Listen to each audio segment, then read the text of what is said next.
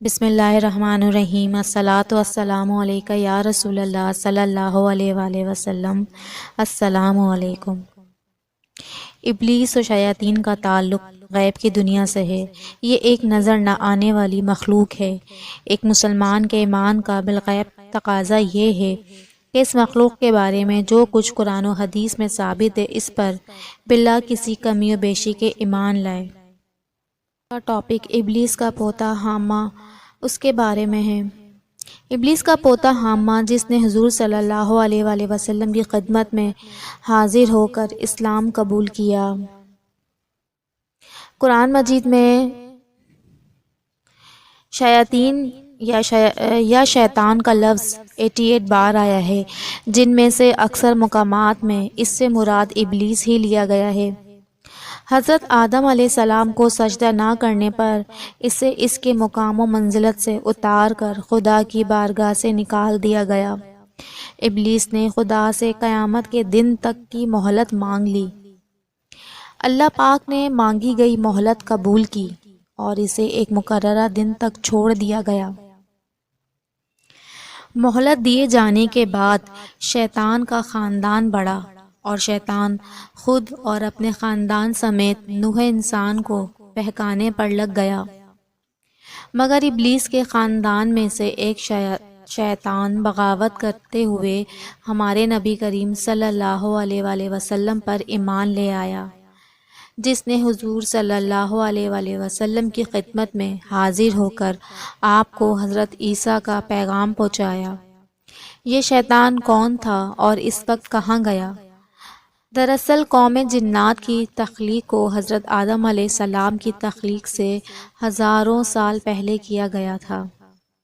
ابلیس جو کہ قوم انسان کی طرح جنات کے، ابلیس نے اپنے بیٹے پوتوں اور عزیز و اقراب کو مختلف کاموں پر مقرر کر دیا، کچھ کو انسانوں سے انسان کو لڑانے پر، کچھ کو انسان کو بدکاری پر اکسانے تو کچھ کو زمین پر فتنہ فساد پھیلانے پر کی ذمہ داری پر مامور کیا۔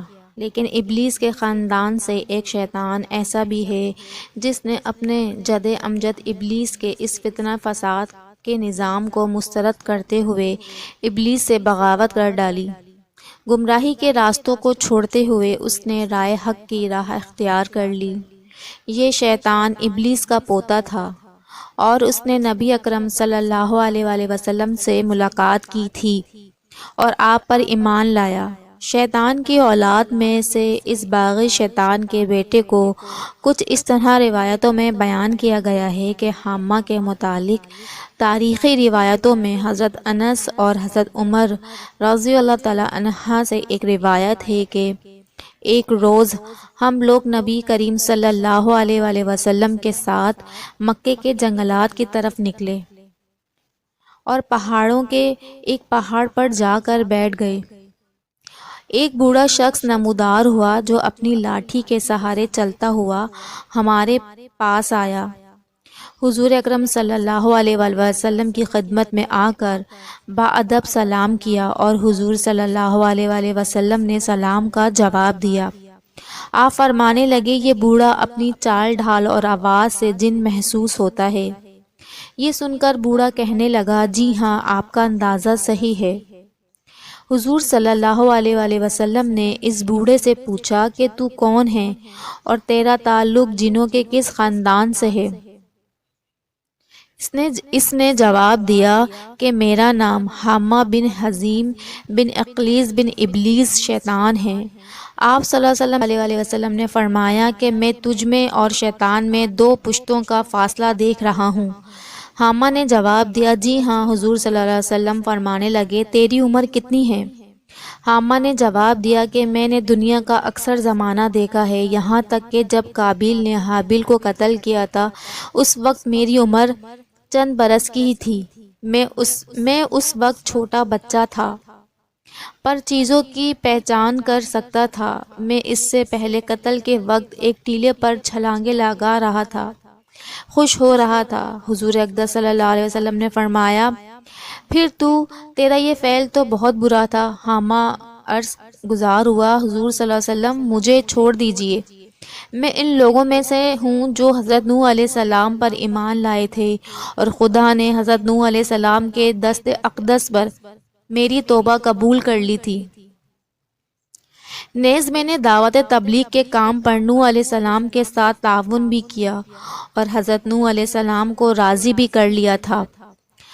حضرت انس رضی اللہ عنہ فرماتے ہیں، بس اس کے بعد وہ جن اتنا رویا کہ اس کی وجہ سے ہم بھی رونے لگے۔